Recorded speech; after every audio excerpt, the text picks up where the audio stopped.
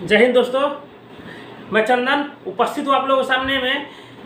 पहले हम वीडियो बनाए थे गुड्स गार्ड और स्टेशन मास्टर का, दोनों में कंपेरिजन भी किए थे और कुछ पोस्ट के बारे में बताए थे कि कुछ फैसिलिटीज़ बताए थे, क्या फैसिलिटीज़ है, क्या सैलरी मिलता है। तो उसमें कुछ कुछ चीज़ छूट गया था, तो हम इसीलिए छोड़ दिए थे कि कुछ कॉमन चीज़ होता है तो उसको एक अलग से वीडियो बनाएंगे। तो चलिए आज हम कुछ कॉमन फैसिलिटीज़ है जो सभी एम्प्लॉई को मिलता है, उसके बारे में थोड़ा डिस्कस करते हैं।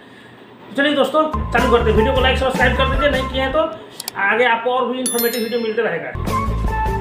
तो दोस्तों प्रमोशन का क्या हाल खबर हो, देखते हैं प्रमोशन क्या होता है। देखिए रेलवे में प्रमोशन का एक फिक्स पीरियड होता है, चाहे किसी भी सेंट्रल गवर्नमेंट में। आपको मतलब जानकारी होगा ये बात कि 10 साल में एमएससीपी लगता है। 10 साल में क्या लगता है? एमएससीपी। मतलब अगर आपका प्रमोशन नहीं भी हुआ तो 10 साल में अपने आप प्रमोशन हो जाएगा। समझे बात? मतलब डिपार्टमेंट आपका प्रमोशन नहीं दिया, किसी कारण से आपका नहीं हुआ, मान लीजिए आप एग्जाम पास नहीं किए, कुछ और पास नहीं किए, एग्जाम प्रमोशन नहीं हुआ, तो 10 साल में आपका एक प्रमोशन लगेगा ही लगेगा। मतलब एक लेवल से दूसरे लेवल में जाएंगे ही जाएंगे, यानी एक ग्रेड पे से दूसरे ग्रेड पे में जाएंगे। तो बताते हैं आपको जो प्रमोशन होगा अगर आपके एग्जाम के थ्रू, मतलब एग्जाम अगर आप पास करके प्रमोशन लेते हैं तो क्या होगा। देखिए दो तरह का डिपार्टमेंटल एग्जाम होता है, एक होता है जीडीसी, एक होता है एलडीसी। चलिए बात करते हैं जीडीसी क्या है।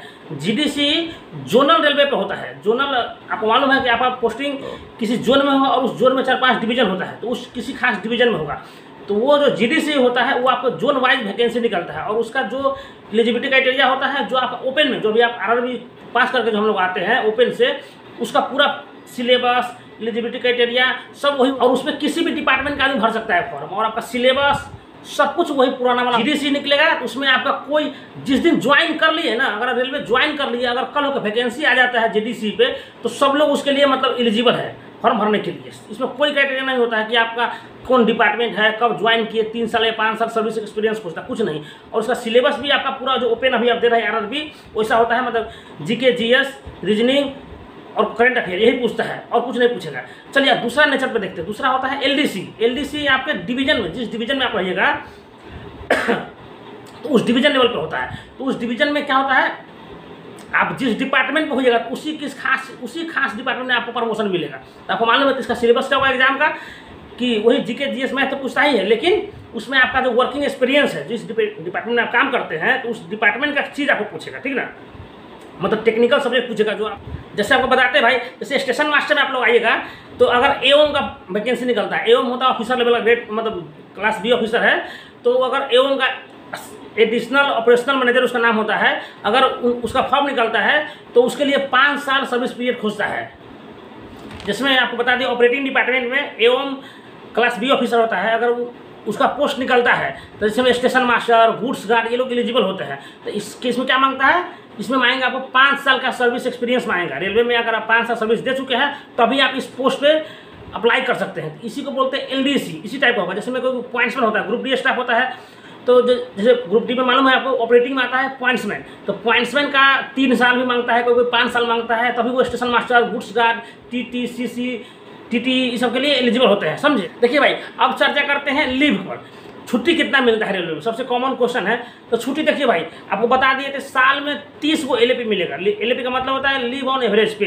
30 गो एलएपी मिलेगा, वो प्रत्येक 6 महीना पे 15-15 को एड होता है। तो समझ गए, 6 महीना में 15 गो, तो साल भर में 30 गो, और 20 गो साल भर में हाफ एलएपी मिलता है। उसी को लोग मेडिकल बोलता है, उसको सीख बोलता है, ठीक ना, हाफ एलएपी। और मालूम है कि 2 हाफ एलएपी बराबर एक एलएपी होता है, वो भी होता है। चलिए, और उसके बाद 10 गो सीएल मिलता है, कैजुअल लीव 10 गो मिलता है। उसके बाद आपको वीकली रेस्ट होता है भाई। कुछ लोग कमेंट करके पूछ रहे थे कि भैया क्या छुट्टी नहीं होता साप्ताहिक? साप्ताहिक यहाँ छुट्टी नहीं होता भाई, यहाँ रेलवे में रेस्ट बोला जाता है, ठीक ना।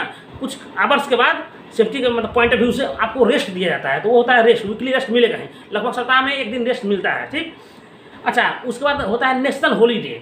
नेशनल हॉलीडे आपको मालूम है कि राष्ट्रीय पंचांग में, राष्ट्रीय कैलेंडर में जितना हॉलीडे होता है उतना छुट्टी आपको नेशनल हॉलीडे एनएच मिलता है। तो उस दिन आपके स्वतंत्रता पे, अगर आप चाहेंगे कि हम उस दिन ड्यूटी करें तो आप कीजिए, और नहीं करना चाहते आपसे कोई बलजोरी बाई फोर्सली ड्यूटी कोई नहीं करवा सकता है। हाँ, उस दिन अगर ड्यूटी करते हैं तो आपको एक्स्ट्रा पैसा मिलता है। बताया थे पिछले वीडियो में, हम लोग नहीं देखे तो जाकर वीडियो देखिए। चलिए, लीव ऑन एवरेज पे, तो वो मान लीजिए इस सब क्या होता है, छुट्टी होता है अगले साल भी जमा हो जाएगा। सिर्फ सीएल आपका कोलैप्स होता है। जो कैजुअल लीव होता है साल भर में 10 को मिलता है, वो आपको लेना ही पड़ेगा। नहीं लीजिएगा तो अगले साल वो जमा नहीं होगा, क्रेडिट नहीं होगा। और बाकी एलएपी, हाफ एलएपी सब होता है, अगले साल भी जमा हो जाता है, अकाउंट में जमा हो जाएगा। तो ऐसा करते करते करते करते रिटायरमेंट के टाइम में पहले नियम था कि जितना आपका LAP जमा होगा उसका पूरे का सैलरी मिलता था, और एक LAP बराबर एक दिन का सैलरी मिलता है, समझे। तो लोग को रिटायरमेंट के टाइम बहुत काफ़ी पैसा मिल जाता था, और वो पैसा मिलता है जब रिटायरमेंट का जितना जमा होगा उतना पैसा आपको मिलेगा, और वो भी पैसा लास्ट महीने का जो सैलरी होगा, मतलब जिस लास्ट महीने में जितना सैलरी बन रहा होगा एक दिन का, तो एक दिन के हिसाब से उतना इंटू LAP कर दिया जाएगा टोटल, और उसी समय इसीलिए रिटायरमेंट में बहुत पैसा बनता था भाई। लेकिन अब क्या नियम लग गया है कि आपको मैक्सिमम 300 LAP का ही पैसा आपको रिटायरमेंट के टाइम में मिलेगा, यानी उतना ही जमा कर सकते हैं। उससे अगर ज़्यादा जमा है तो आपका वो कोलैप्स कर जाएगा, समझे। और उसमें एक और सुविधा क्या है कि आप प्रत्येक साल कुछ LAP को आपके पास रह जाता है तो आप LAP को बेच भी सकते हैं। रेलवे को आप अपना छुट्टी बेचिएगा तो उसके लिए भी आपको वो रेल पैसा देगी, वही एक दिन का जो मतलब एक दिन का LAP बेचेंगे तो एक दिन का सैलरी के अनुसार आपको पैसा मिलेगा। लेकिन साल में एक बार ही LAP और 10 को ही बेच सकते। चलिए भाई, आप थोड़ा फैसिलिटीज़ पर ध्यान देते हैं कि फैसिलिटीज़ क्या होता है जो कॉमन है सबके लिए। देखिए, हॉलीडे होम्स होता है, जितना भी टूरिस्ट डेस्टिनेशन है इंडिया में, वहाँ पर रेलवे का अपना एक हॉलीडे होम्स होता है। वहाँ जाइएगा और वहाँ पर अपना पास मतलब वो दिखाइए आई कार्ड, उसके अनुसार पहले बुकिंग कर लीजिए, वहाँ पर रहिएगा, कोई पैसा नहीं लगेगा रहने के लिए, खाने का सिर्फ पैसा लगेगा, रहने का कोई पैसा नहीं लगेगा। अच्छा, आपको एक और बता दें कि सेंट्रल गवर्नमेंट जो एम्प्लॉई है उसके लिए भाई एक ई संपदा करके वेबसाइट आता है, तो उसके थ्रू भी मतलब वो सबके लिए मतलब ये है एप्लीकेबल है। कोई भी सेंट्रल गवर्नमेंट एम्प्लॉई उसके लिए ई संपदा के तहत 75 सिटीज़ में इंडिया में, वो भी टूरिस्ट डेस्टिनेशन पे आपको रहने का बहुत कम 100-200 रुपया लगता है, वो भी आपको जानकारी एक्स्ट्रा देती है। चलिए, 2 बच्चा तक मतलब आपको जो बच्चा होगा तो उसको पढ़ाने लिखाने का खर्चा पूरा देगी रेलवे। अगर आपका बच्चा हॉस्टल में रहता है तो हॉस्टल में खाने पीने रहने सब कुछ का खर्चा 1.5 से 2 लाख रुपया पर साल मिलता है एक बच्चा को भाई, तो वो लेकिन आपका 2 बच्चा तक ही मिलेगा, और ग्रेजुएशन तक ही मिलता है। अगर ये भी सुविधा है कि अगर आपके बच्चा को इंजीनियरिंग का, मेडिकल का, एंट्रांस एग्जाम का तैयारी करवाना चाहते हैं तो उसका भी फी रेलवे बियर करती है, ठीक ना। तो ये बात जान लीजिए आप। अच्छा, साल में प्रत्येक साल डिवीजन लेवल पे फॉर्म निकलता है कि अगर आपको विदेश जाने के लिए अगर इच्छुक है तो जा सकते हैं। 10-20 हज़ार रुपया लेता है, जमा कीजिए, उसी पर आपको विदेश घुमा देगा रेलवे, ये भी सुविधा है। और एक सुविधा और है कि टेरिटोरियल आर्मी ज्वाइन कर सकते हैं आप, तो उसमें क्या है 1 महीना का ज़्यादा मतलब सैलरी मिलेगा, और आपको वहाँ पर जाकर काम करना पड़ेगा टेरिटोरियल आर्मी का। आपको पूरा आई कार्ड मिलता है, कैंटीन कार्ड मिलता है, तो ये भी फैसिलिटीज है। बता दिए, पास का सेम फैसिलिटीज है, पास और मेडिकल के सबके लिए अपना अपना बटा हुआ है, लेकिन मेडिकल का तो सबके लिए बराबर है। और पास में और मेडिकल में भाई आपका फैमिली को मिलता है पूरा, लेकिन फैमिली में सिर्फ और सिर्फ आप और आपके बीवी बच्चा इंक्लूड है। हाँ, माता इंक्लूड कब होगी? जब आपके फादर अलाइव नहीं, मतलब जिंदा नहीं है, तब माता आप पर जो मतलब आप पर डिपेंडेंट जो होगा ना, उसको पास और मेडिकल में रेलवे अलाउ करता है, ठीक ना। मतलब फादर जिंदा है तो वो लोग नहीं आएंगे, भाई बहन माता पिता नहीं आएंगे, ठीक ना।